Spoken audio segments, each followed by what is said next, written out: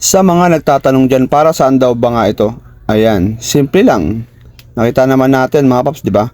So, ibig sabihin nito, tinitingnan dito yung kakayahan ng rider kung kaya ba natin mag-angkas ng pasahero ng iba't ibang uri, ano? Gaya niya, may malaki, may maliit, may mabigat, may magaang.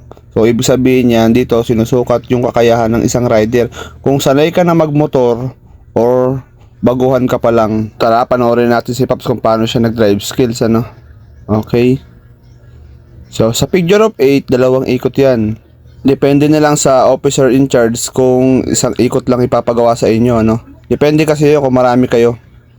So, ngayon, dahil konti lang sila, dalawang ikot. So, ayan. Isang ikot na siya. Ayan, pangalawa. Oh, pari nagbabalance si Paps, oh. Kita nyo naman natin ganyan, oh. Ayan. Tukod siya ng paa. Dito pa lang sa figure of 8, tukod pa lang. Tukod na siya. So, ibig sabihin niya medyo, ewan ko kung kinakabahan to si Paps. Kinakabahan lang to. So, ayan, tukod siya ulit. So, pag gaganyan, ibig sabihin, naninibago pa yan sa ano, area siguro. So, ayan. Hindi niya kabisado yung ruta. So, mali rin ang ikot niya.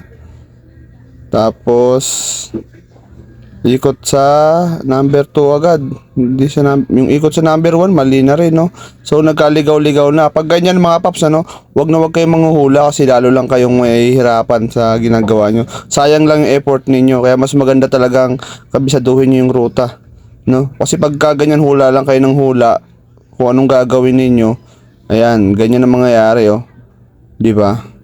So hindi nyo talaga alam kung paano, kaya mas maganda kung kabisaduhin ninyo yung tamang format, no.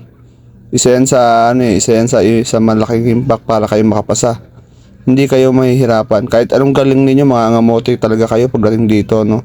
Nga pala mga paps, ano, hindi ito sa pilitan mga paps kung pag-aaralan nyo o hindi. Para lang ito sa mga interesado maging MC Taxi. Nagbibigay lang ako ng tips sa inyo, no. So ayan, nakita nyo naman, no, kung paano halos parang susubsob na dito si Paps. Kasi nga medyo ewan ko ba kung paano kinakabahan siguro to ng todo. So ayun, no. Para hindi mangyari sa inyo to mga paps pagka ganito. So dapat talaga pagandaan nyo rin, ano. Kabisaduhin nyo yung ano, yung motor ninyo. Tapos kabisaduhin nyo yung format. Pag-aralan nyo na pag-aralan hanggang makabisado nyo, no. Kasi kung interesado talaga kayo, bigyan nyo ng oras kahit papaano. Tapos pagka kaya nyo na, sa tingin yung kabisado nyo na, yun, tsaka kayo pumunta rito, mag-apply kayo, no. Nga pala mga paps, ano, huwag nyo paniwalaan yung mga kumu-question sa ganito, no. Huwag nyo silang intindihin kasi walang may tutulong sa inyo yun. Sila yung mga taong galing-galingan sa mga sarili nila, kala nila alam na nila lahat. Kung hindi para sa inyo yung video na to, pwede nyo naman i-skip. Yun lang yun mga paps. Kasi itong video na to, para lang to sa mga interesado maging MC Taxi. At kung gusto mo ng extra income or trabaho, pwede ka dito. Pag-aralan mo na paps.